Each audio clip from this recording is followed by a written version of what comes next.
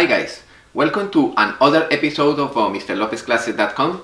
This is our diesel engine class, the chapter 11, and this is the episode number 6. Today we are going to talk about the properties of the engine coolant. We are going to check the analysis, the report of the coolant, and we are going to study what happened with each element in the report. And we are going to study the properties of the coolant. The coolant is a mixture of water and antifreeze. The antifreeze is basically glycol or propanidol. This is the chemical name of that compound, propanidol. But the commercial name is glycol. And this is the composition. Is basically in between 97–98% of propanidol. This is the main component of the antifreeze. And yes, in diesel engines and also in gasoline, the quality of the coolant is critical. It's very important, especially in diesel engines. And once again, I recommend follow the recommendation of the manufacturer and use the appropriate antifreeze recommended by the manufacturer. I don't recommend under any condition use those generic antifreeze coolants that you found it in the markets, in the gas stations. Oh, Mr. Lopez, it's the same color, it's orange. It's not because the color, it's because the composition internally. Those gallons of $1 per gallon of antifreeze is water with colorant. It's nothing, and it's not good for your engines. Let me explain why.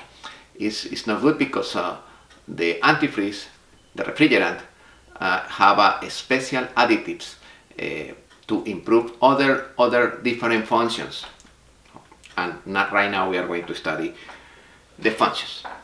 What is the function? What is the function of the coolant? What is the function of the antifreeze? Yes, improve the heat transfer. Improve the heat transfer. That's the main function. In that case, water is a good coolant. Yes, fresh water is good, but fresh water have a couple of inconveniences. One inconvenience is the boiling point and the freezing point. The boiling point is too low. In other words, the fresh water become vapor easily and become ice easily. The coolant with the additives elevate the boiling point and decrease the freezing point. This is very important. Very important, because remember, the enemy of the temperature in your engines is when the coolant become vapor. When the coolant pass the limit and pass from liquid to vapor, that's catastrophic. Immediately, what happened with the hose? The hoses expand, and the housing of the thermostat is cracked. The housing of the coolant pump is broken. Yeah, when the expansion tank expand, the reservoir tank explode because of vapor. If you have a temperature problems in your engines, it's because the liquid become vapor. Finito. This is the problem. Now we are going to check what happened in each particular situation. The properties of the coolant. The most important properties, okay, is to protect for corrosion. Very important. To protect for antifreeze. Excellent. Anti-boiling, perfect. Anti-scale, very important.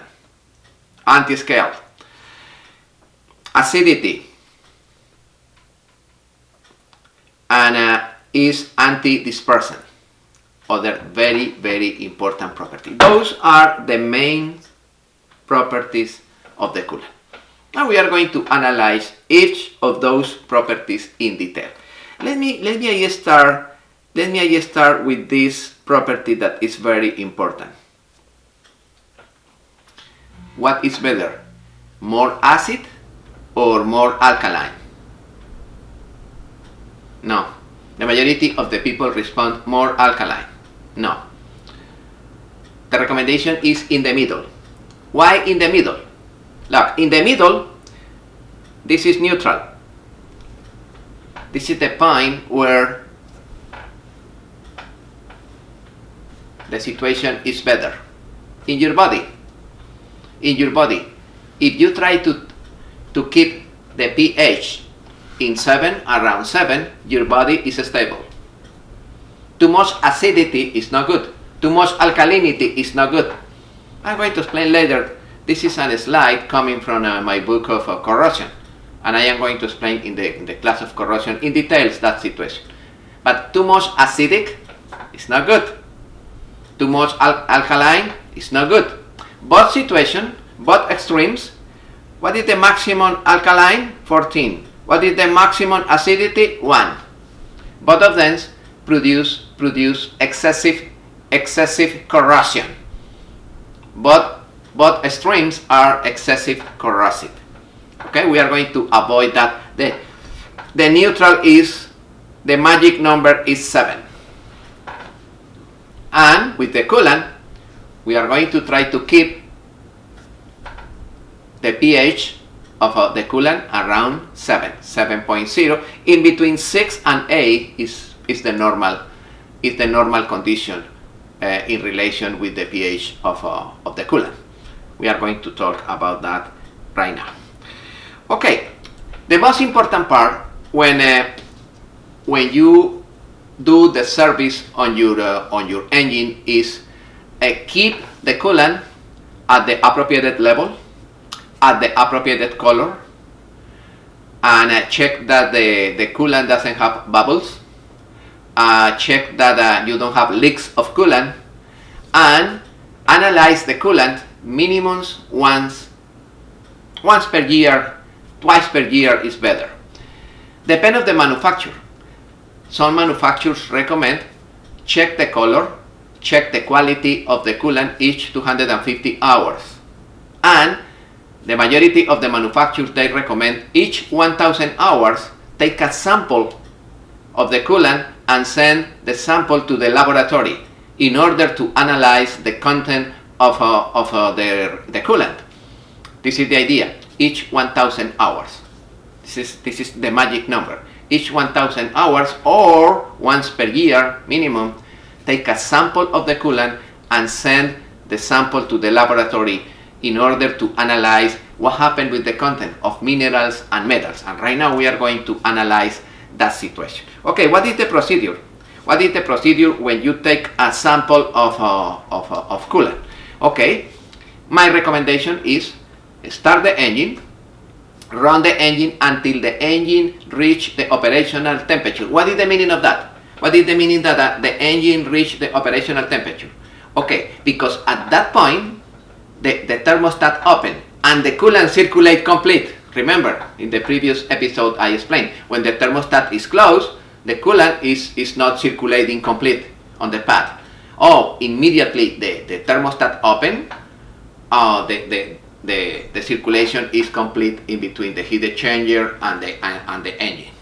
Okay, run the engine until the thermostat open, and stop the engine and wait until the temperature decrease around the ambient temperature, and open the cap on the expansion tank, and over there suction a small amount of coolant and introduce that small amount of coolant in the plastic container, in this container, in the reservoir, in order to send that sample to the laboratory. It's important to put a label on the plastic with this information: the model and the serial number of the engine, the model of the serial number of the engine, the amount of hours or miles on the engine, the application of the engine if it's marine, it is a truck, it is agricultural, in a tractor, or it is in a generator. Alright. Type of coolant used. Take a picture of the gallon of the coolant and send that information to the laboratory. And what type of additives, supplemental coolant additives are used if you use additives. That information is very, very important for the laboratory. You need to put a label and you put that information, serial number and model, the hours, the application of the engine, type of coolant, and the additives if you use additives. That's it. You send that sample to the laboratory, and after that you receive the report, this report. And we are going to analyze today what happened with the report. This is the last part of this episode, is the analysis of the report, and we are going to check one per one what is the normal amount recommended, what is the maximum, what is the consequence, what is the symptom. We are going to analyze one per one. Okay, repeat that procedure minimum once per year, or according with the manufacturer recommendation, normally is around 1,000 hours of operation. That's simple. That's the typical procedure to analyze the system. Okay, this is a typical report, and those are the concentrations, but I am going to explain in other slide better that picture in relation with the concentration recommended per each element, and the symptoms and the solution. Okay, we are going to check later that slide. Okay, you remember in our diesel engines, marine engines, the majority of those engines they use wet cylinders, wet liners. What is the meaning of that? Those liners are surrounded by coolant. You remember the procedure to install the liners with the O-rings and the procedure step by step that I did in a previous episode? Okay. Remember that in between the top O-ring and the top of the cylinder liner, you have practically pure coolant surrounding the liners. This is an excellent design because the temperature of the cylinder wall is good, and it's easy when you need to repair the cylinder. You can replace the liner with the pistons for a new one, and you have a new standard piston and liner. This is good. Okay, but if the coolant is not appropriated, if the coolant is not the coolant recommended by the manufacturer, probably the cylinder wall, the liner, is attacked. And if the coolant is not recommended, the additives are not recommended for that engine, that liquid around the cylinder attack the cylinder and perforate the cylinder. And suddenly you have white smoke. White smoke, remember my friends, is always coolant entering in the combustion chamber. No salt water, coolant. What happens if salt water enter? Expand and finito. It's coolant. Okay. If the coolant around the cylinder liner perforate the sleeve, the liner, it's possible that the coolant penetrate the wall and enter in the combustion chamber. Yes, this is very common. Remember that in some small diesel engines, small generators, they don't use wet liners. They use solid liners, practically bolted on the block. Those liners are not possible be removed by yourself. You need to send the block to the machine shop, and in the machine shop they have a special equipment to remove those liners and replace for new ones. Alright, but this is not possible in the engine room by yourself. Okay, my friends, the most frequent type of failure on diesel engines is poor service. Yes, my friend, and this is the consequence. If you use the no appropriated coolant, This is the situation. The coolant attack the external wall of the liner and perforate the liner, and of course at the end of the day enter in the combustion chamber and affect the performance of the engine. Yeah. In general, the liners, the wet liners, they have the three O-rings in the bottom. The top O-ring, normally the color of that O-ring is green, is in permanent contact with the coolant. And some liners, they have another O-ring on top. Okay. In other words, in this area, you always have coolant.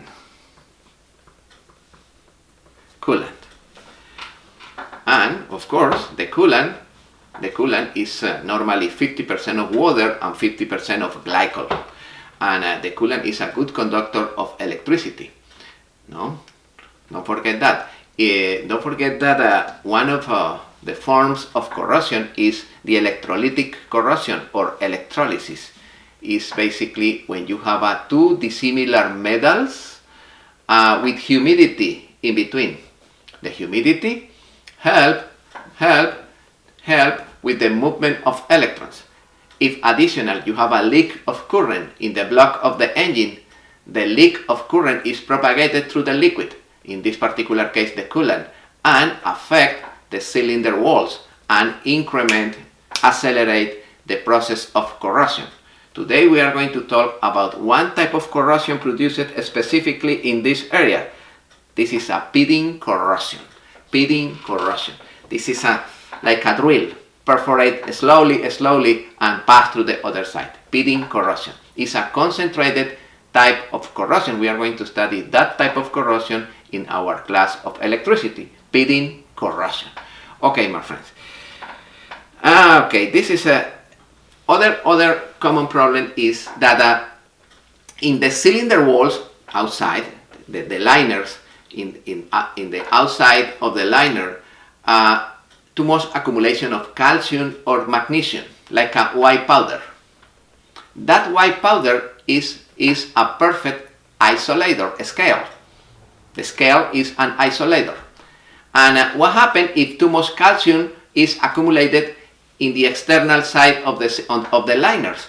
Okay, the heat transfer is not appropriated because the calcium isolates and the coolant is not working properly, because remember, the function of the coolant is improve the heat transfer.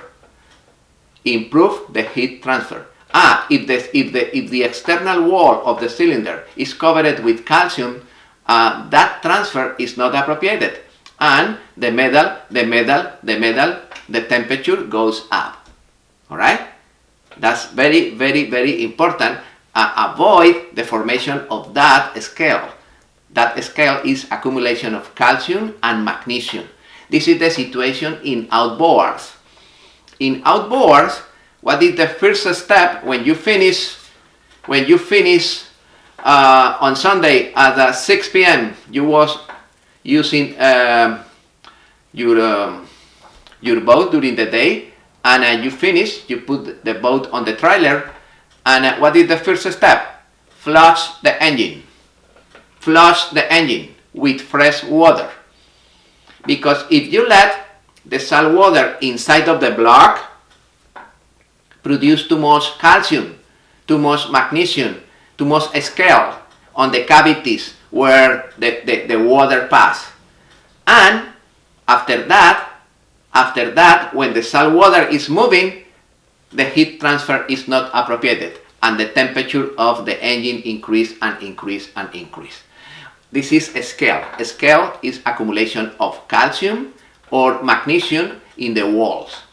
In this particular case, in our diesel engines, we need to avoid the formation of a scale because the heat transfer is not appropriated. How can we avoid the formation of a scale outside of the cylinders? With additives, with special additives that improve that situation. But we need to be careful with the amount of additives that we added in the coolant, because if we added excessive amount of additives, we produce too much sediments, and we can damage the operation of the thermostat. Probably the thermostat is clogged because the amount of sediments are on the coolant. We need to pay attention in that specific point. I am going to explain in a couple of minutes that situation. Okay, my friends, this is the situation. And other enemy of the cylinder walls is the salt water. The salt water, because the amount of chlorine produce that situation. That situation is decarbonized. You produce that situation. It's like when the fiberglass is delaminated. It's pretty similar. This is because too much chlorine is on the coolant. Why? Why chlorine on the coolant? Normally on the coolant you don't have chlorine. If you have chlorine, it's because you have salt water mixed with coolant. Where is possible that situation? Yes, on the heat exchanger. If the heat exchanger is cracked, salt water migrate, enter into the coolant, or coolant goes outside, both of them. But yes, this is a problem on the heat exchanger. And this is the situation. The metal is like delaminated. This is basically because the excessive amount of chlorine, salt water. This is other enemy of the coolant. What is the symptom when the coolant is mixed with the salt water? Yes, the color of the coolant change, like a brown. And what is the other symptom? A smell. The odor is not good. It's not good. Okay, my friends. This is the situation when the coolant is not appropriated, or when the coolant, the amount of glycol is not appropriated. It's more water than antifreeze, and this is the situation. Pitting corrosion. It's like a drill, perforate the cylinder walls. This is very common. Or when the people use generic coolant. No, I found it in the storage in the supermarket, a gallon of antifreeze for $3. Perfect. The color is orange, the same color than the original. Oh yeah, but this is the consequence. It's practically pure water with colorants. And it's pure water, excessive corrosion is produced and attack the liners externally. This is the situation when you use the coolant not appropriated. Okay, other important situation is the formation of bubbles of air. You remember the procedure that we used in a previous episode to introduce the liners, to remove the liners and introduce the liners? And you remember that I say to you that be careful with the O-rings in the bottom. Those O-rings should be original O-rings with the diameter appropriated and with the thickness appropriated. If you use improperly O-rings, or if you reuse the previous O-rings, probably the liner, when the engine is running, the liner is moving up and down. At what speed? High speed. How many times the piston goes up and down per minute? A lot of time. And the cylinder is moving up and down at high speed. What happens when the metal is moving up and down and the coolant is here? That excessive friction in between the metal and the fluid produce formation of bubbles. And those bubbles, when the temperature of the metal increase, what happens with the bubbles? The bubbles, the diameter increase. And in some moments, the bubble explode and the bubble erode the metal, erode the cylinder liner. That explosion, because the movement of the metal, is cavitation. You remember what is the meaning of cavitation? It's the explosion of bubbles again, exactly the same. It's the explosion of bubbles on the surface of the metal. This is because the movement, the vertical movement of the liner, because the liner is improperly installed, because the O-rings are not recommended, because you never verify the dimensions of the liner when you replace the liners. And the liner right now is moving and produce the formation of bubbles, and the bubbles with the temperature of the metal explode and erode the metal, and finito. Catastrophic consequence. This is the situation. Yeah, this is the situation, the bubbles, and suddenly the bubbles explode, and this is the pressure of the explosion. 60,000 psi. The bubbles collapse and or implode against the cylinder wall. 60,000 psi, my friends. 60,000 psi is a lot. It's a lot of pressure. This is a lot of erosion on the cylinder wall. Yeah? The bubbles, the air is the enemy of the system. The bubbles, the air is the enemy of the system. No, that amount of bubbles are produced not only because the cylinder liner is in movement. Those bubbles can enter in the system because one hose is cracked, or the hose clamps are broken, or because the radiator cap, the expansion tank cap the spring is broken, the seal is broken, or because you have a leak on the reservoir tank. In other words, if you have a leak of coolant in other part, you have air entering in the system, and those bubbles, when the bubbles pass around the cylinder wall, around the liner, explode over on the metal and destroy the metal. Of course, if you have that situation, that excessive amount of cavitation in the engine, when you send the coolant sample to the laboratory, what metal, which metal you found it in high quantity? Iron, of course. And what is the other alloy in the cylinder liners? Chromium and vanadium. Yeah, those three elements should be with higher number than the recommended. If you have cavitation on the cylinder walls, 100% sure that you have high level of iron in the oil sample. Yeah, right now we are going to check what happened in that particular situation. Okay, in other words, my friend, in a diesel engines is critical the condition of the coolant.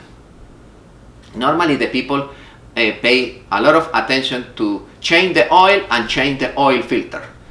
But yes, I agree, it's the most important, of course. But there are other two elements that the people never attend, like the oil. Is the air filter. This is, in my opinion, equal than the oil, and the coolant. The coolant, especially in diesel engines, is critical. The coolant is critical because the coolant is the element that help with the heat transfer. It's the element that transports the excess of temperature out. Yeah, this is very important. The coolant is important. For that reason, my friends, in the majority of the diesel engines, I recommend install coolant filter. Doesn't matter if originally the engine doesn't have coolant filter. No, originally the engine doesn't have a coolant filter. I don't need. Yes, my friend, I recommend install the coolant filter. It's not difficult. Right now, I am going to explain the simple procedure to install the coolant filter. You can buy the kit to install the coolant filter. If you install a coolant filter, this is excellent, my friend, because the coolant filter helps you to collect deposits, to collect dirt, and other elements not recommended in the coolant. Especially in diesel engines, you can buy the kit. For example, this is a Napa kit. It's coming with the bracket. It's coming with the bolts. It's coming with the filter. Where should be located that bracket? Okay, that bracket should be located in between the thermostat housing and the coolant pump. In the hose in between the thermostat housing and the coolant pump, all the engines have one hose that communicate the coolant pump with the thermostat housing. You need to interrupt that hose and install the bracket, that this bracket in particular, where the oil filter should be located. Yeah, and this is the hose that is coming from the thermostat housing. Yeah, this is the hose that is coming from the thermostat housing. You interrupt that hose and you install the bracket, and here continue the hose. You interrupt the hose in between this point, and you install this bracket. In this bracket right now you can install the coolant filter. The majority of the manufacturers, they have the kit for coolant filter installation. If you check the manual of the engine that you have, doesn't matter the manufacturer, they have the kit to install a coolant filter. Why those engines doesn't have that coolant filter incorporated from new ones? I don't know, but it's recommended, especially in stationary engines like generators. I recommend. In marine engines is mandatory. I recommend. If the engine doesn't have the coolant filter, you can adapt the filter with the kit. The kit is coming with the bracket, with the elbows, and I recommend at the input and at the output of the bracket install valves. This is very important, because in the future, if you want to remove the coolant filter like this, if you want to remove the coolant filter, let me show to you that one, like this. In this particular case, I recommend install here a valve. One valve here and other valve here. You close the valves, and you replace the filter without any problem. What happens if you don't have valves? You need drain the coolant located from here to here. You need drain a lot of coolant, and you spill coolant on the bilge of the boat. This is not good. It's not recommended. Yes, my friend, I recommend install those valves, and after that the procedure is too easy. Okay, my friend, now we are going to analyze the filter, the coolant filter. What happened inside of the coolant filter, and how many types of coolant filters are. Basically, there are two types of coolant filters. The typical coolant filter, like externally loose like an oil filter or fuel filter, with internally the element of filtration. The element of filtration normally is a paper, and the filter externally loose like a typical oil filter or fuel filter. This is the most common. And the other one is externally loose the same, but internally have pills. You hear the pills inside, like the filter that you have on the screen right now. That filter internally have supplemental coolant additives, a.c.r. Those pills are degraded with the movement of the coolant, and keep the coolant with excellent properties to avoid creation of bubbles, foaming, to avoid scale, to avoid corrosion. Yeah, those additives improve the performance of the coolant when the coolant is moving into the block and the head. Alright, you can replace those additives, those supplemental coolant additives, for a liquid that you added in the reservoir tank. For this liquid, it is a diesel coolant additive. This is the most common. I love that brand, Flat Guard. It's perfect. This is the DCA number 4. This is very common for marine engines. I recommend that additive. This is good, and you can buy in any storage dedicated to lubricants. You found those additives. Okay, my friends, and additionally, you can buy the test in order to check each 250 hours. This is the recommendation. Each 250 hours, check the level of the DCAs. Check the level of the additional supplemental coolant additives.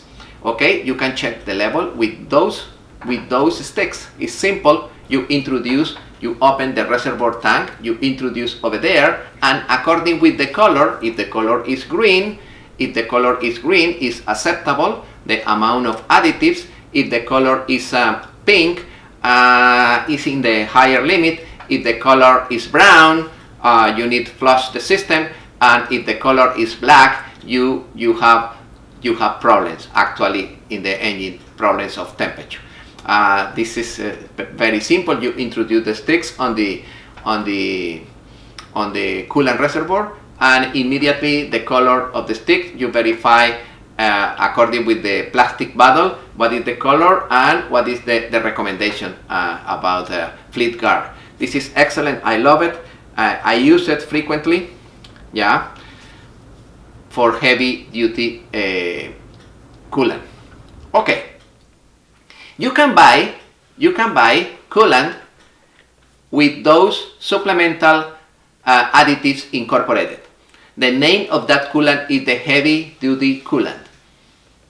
Those are the typical gallons used for heavy duty coolant. If you check in the label, they say that they have incorporated the supplemental additives, and it's 50% of water and 50% of coolant. This is perfect for diesel engines. This is specific for diesel engines, and extend the life of the diesel engines. All right. This is a good antifreeze. There are other ones. I recommend check the manual, check the service manual, and verify if the coolant that you use actually have incorporated the supplemental coolant additives, or if it's necessary added additionally. How much supplemental coolant additives can I add? What happens if I added too much? Is catastrophic? It's not catastrophic. It's not catastrophic, but you need to avoid the formation of sediments, the formation of solids. Where can I know if I have sediments? In the coolant reservoir. In the coolant reservoir, in the bottom of the coolant reservoir, there are accumulated a lot of sediments, and the color in the bottom change is because a lot of sediments. Right now we are going to talk the name of the most common sediments and the color, and it's easy to identify.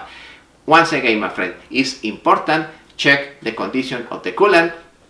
The recommendation is the appropriate coolant recommended by the manufacturer, and yes, you can use additives. The name of the additives are SCAs. You can add the additive solid in pills incorporated in the filter, or you can add the liquid additionally, or you can flush the system and use a new antifreeze coolant refrigerant with the SCAs incorporated like this in the gallon. Okay, this is very important, and check periodically the condition of the coolant with those elements. Where you can buy those elements, you can enter directly into the web page of Fleet Guard, or you check in internet. There are a lot of companies and suppliers for those elements. This is important. If you are the engineer of a boat, try to keep those additives and those testing procedures in your boat. And what is the procedure to check the level of additives? This is the recommendation. The coolant at optimal level is in between 1.2 to 3 units per each gallon. 0.2 to 0.8 units per liter is basically the concentration of additives recommended for marine diesel engines. What is the meaning of SCAs? SCAs are supplemental coolant additives. Supplemental coolant additives. Those supplemental coolant additives are used to prevent corrosion, to prevent the formation of mineral deposits, to prevent cavitation on the cylinder liners and to prevent the increment of bubbles in the coolant. The SCAs are not required if you use heavy-duty coolant. If you use the coolant heavy-duty with SCAs incorporated, it's not recommended added additional. It's catastrophic if I added? No, it's not catastrophic, but you produce too much sediments, and that's not good. That's not good for the coolant, because in some moments the operation of the thermostat is affected. Be careful with that, and the creation of a scale on the walls of the cylinder, the external walls of the cylinders, and in the cavities where the coolant passes in between the block and the head. Yeah, you need to avoid the formation of a scale. When you use excessive amount of additives, you produce that inconvenience. Right now we are going to check that specific situation. Yes, the many coolant filters come with some amount of supplemental coolant additives. You hear when you move it, the filter, the additives are incorporated. Yes, my friends, if you use the liquid additive, you don't need to use the filter with the pills. Or if you use the gallon with a heavy-duty additive, with a heavy-duty supplemental coolant additives, you don't need added additionally the supplemental coolant additives. Okay, I have a couple of questions related with the cooling system. How often should the system be serviced? Depend of the type of SCAs, and also depend of the manufacturer specification. Depend of the manufacturer specification, but normally I recommend each 250 hours check the color of the coolant, check if you have sediments on the reservoir tank, and introduce one testing element in order to verify if the level of supplementals is the appropriate for that engine. Okay. Other question is what happens if my engine doesn't have a filter? Yes, you can install the filter like I explained. In the previous example. You buy the bracket, and where it should be located? In between the thermostat housing and the coolant pump. This is good. This is good for service. Don't forget, install the valves in each end of the bracket in order to replace in the future easily the filter. This is very, very, very important. I never have a problem with the cooling system. I need additives. Okay, it's very rare that a gasoline or diesel engine has never experienced problems with temperature. Soon or later you have problems of temperature. For that reason, the additives are recommended. I recommend the additives. The additives extend the life of the engine, improve the performance of the engine. I recommend the additives. Okay, my friend, right now I am going to analyze the report. When you send the sample to the laboratory, you receive a report. Right now, I am going to explain the procedure to check the report and verify what happened with each element, what happened with each metal, what happened with each mineral, and what is the solution in each specific case.